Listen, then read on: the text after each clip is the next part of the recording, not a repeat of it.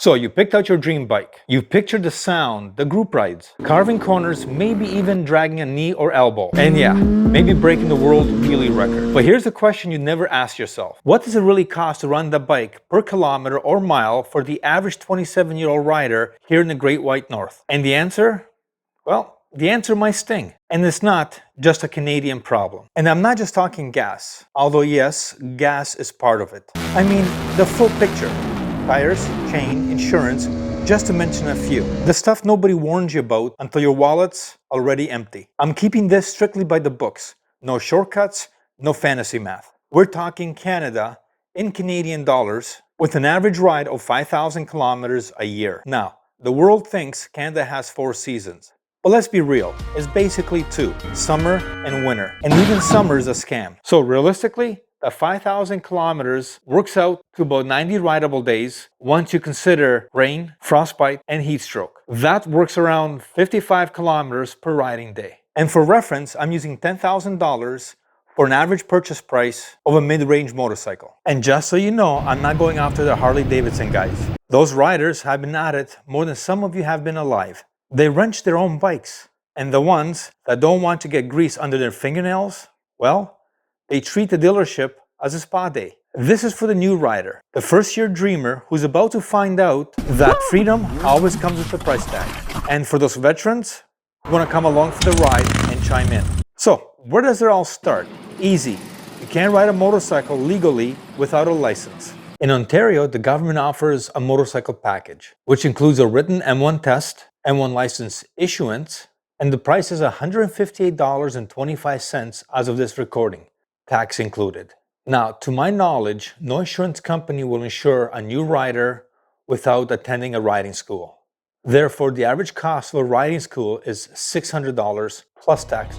They offer classroom instruction, on-bike training, 17 to 20 hours in total, use of school-provided motorcycles, and on-site M2 road tests by certified instructors. And taking a motorcycle school will get you insurance discount eligibility, which reduces the insurance premium, according to the insurance industry. Now, before a riding school even lets you sit on a bike, you need to show up in full riding gear. That starts with a helmet, current, DOT, ECE, Snell, or one of those other alphabet soup safety standards. Preferably a full face. If you go open face, you will need safety glasses if it doesn't have a visor. And no, health helmets and novelty lids don't count. And a helmet will set you back about $250. Because hey, if that's what you think your head's worth, who am I to judge?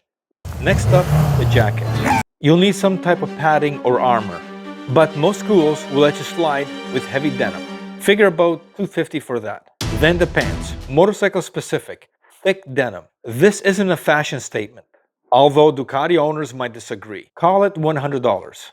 Gloves are next. Full-fingered, wrist-covering gloves. Leather preferred, and no gardening gloves. $60. And finally, the boots. And no, your sneakers, loafers, or dress shoes don't cut it. Boots need to cover your ankle bone. Leather or sturdy hiking boots work fine. Expect about $150. Now, some schools will let you rent gear. But honestly, why pay to borrow stuff you're going to need once you hit the open road? Finally, the big day arrives. You pass your road test. Congratulations. You cruise over to the licensing office and trade in the beginners for the real thing. A full-blown motorcycle license. You made it. The average motorcycle sold in Canada runs about $10,000, add in taxes and licensing fees, and you're staring down a grand total of $11,728 Canadian dollars. Now, the smart riders call the insurance company for coverage before buying a motorcycle to check what bikes would the insurance company cover. But you?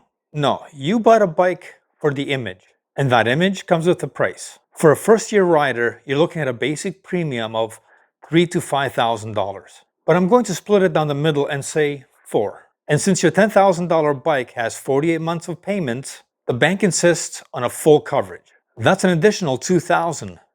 Ouch. Now, most riders feel the itch to upgrade their exhaust. Because let's be honest, everyone wants the sound of power. That cheap rattle can slip-on, it'll set you back a cool $600. And if you actually want to unlock performance, you'll need an engine tune. Suddenly, your simple upgrade is flirting with a $1,000 bill.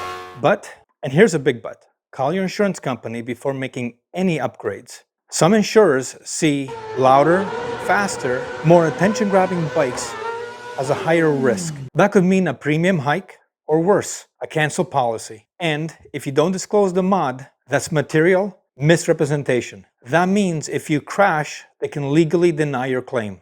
The only way to protect yourself is ask first and get it in writing. Now, I'm not going to include this upgrade in my final price total, because let's face it, not everyone gets a new slip-on. But just think of it this way. That rattle can costs $1,074.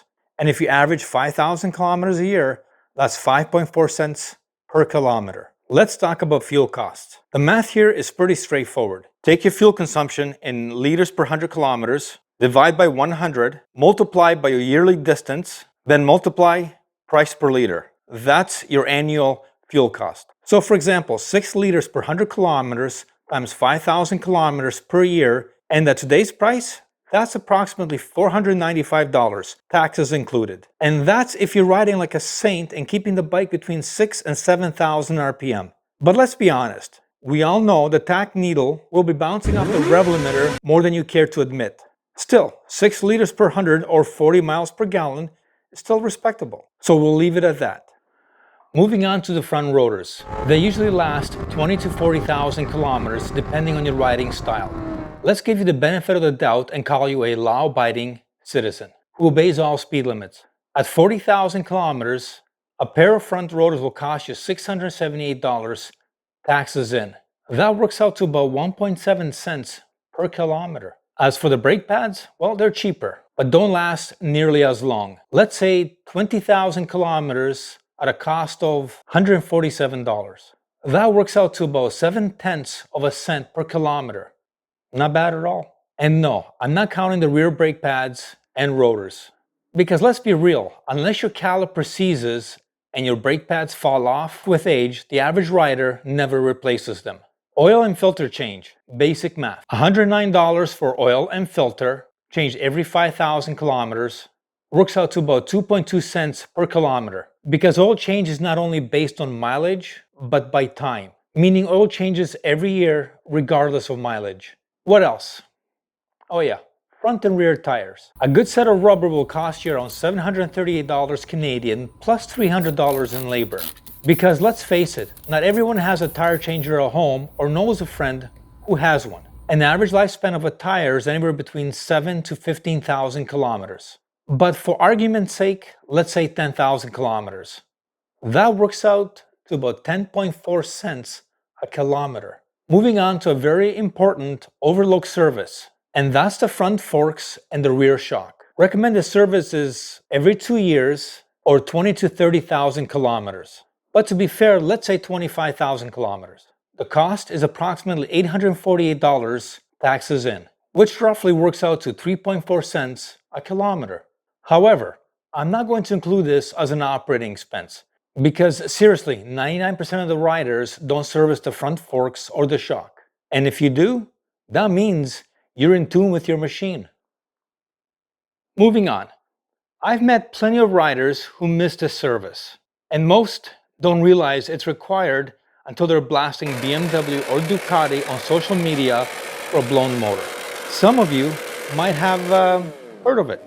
It's called a valve adjustment, and it comes due every 30,000 kilometers or 19,000 miles. And on a high-performance 4-cylinder engine, expect to pay anywhere between $1,200 to $1,500, taxes included. And if you're a Ducati owner, tack on another $1,500 for that Desmo valve adjustment. But let's be honest, if you bought a Ducati, money probably wasn't your biggest concern. The last item, and you probably never thought of them until just now, spark plugs. They need to be replaced every 15,000 kilometers or approximately 9,000 miles. And the replacement is approximately $380 with labors, unless you own a Ducati. Then it's physically double. And that works out to about 2 cents per kilometer.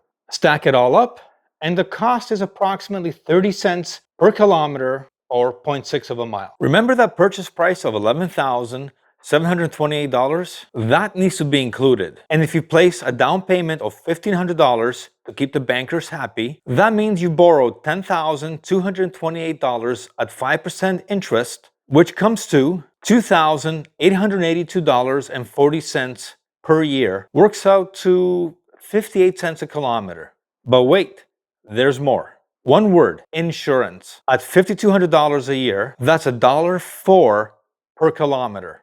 And no, not done yet. Because there's this thing we call depreciation value. So, base purchase price with taxes plus interest and plates is $12,789 minus depreciation of $3,000 over 4 years, and I'm being generous.